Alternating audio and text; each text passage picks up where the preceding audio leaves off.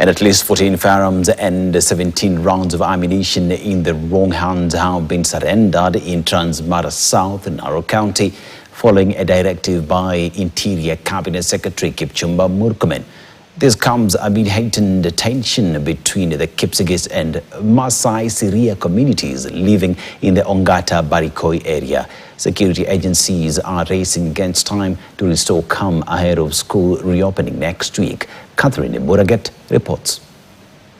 Residents of Transmara South, Narok County have so far handed over illegal firearms, including AK-47 rifle, homemade guns, and rounds of ammunition. This comes just a week after Interior Cabinet Secretary Kipchumba Murkomen toured Ongata Barikoi and Lolgorian wards and ordered the immediate surrender of illegal firearms. Watu wangu wameanza kusurrender bunduki 5, moja ni AK-47 na homemade bunduki 4. Yote ikakuja 5 na wanaendelea kusurrender. Naona Ongata pia ambaye ni jirani wetu, Ongata location, wameweza kusurrender AK-47 2 na homemade 2. Meanwhile, a local chief, Paul Ruto, has appealed to residents still holding illegal weapons to surrender them before the deadline on Tuesday, warning that security operation will be intensified.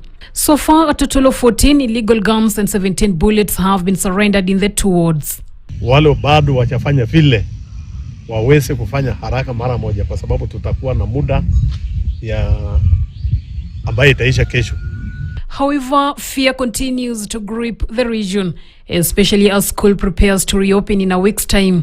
Displaced families are currently using school compounds as shelters, raising safety concerns for learners when schools reopen. Watu ambao wako kwa mashule sasa kama IDPs, na tumepangisha tu wiki moja ndio tufungue shule. So ningeomba tu serikali ihakikishe kwamba wamepea watu makazi pa kukaa ndio tukifungua shule tusikuwe na tatizo wakati shule itafunguliwa. CS Murkomen has set a target of 100 illegal firearms to be collected from Transmara South as part of efforts to restore lasting peace. Catherine Imuraget, KTN.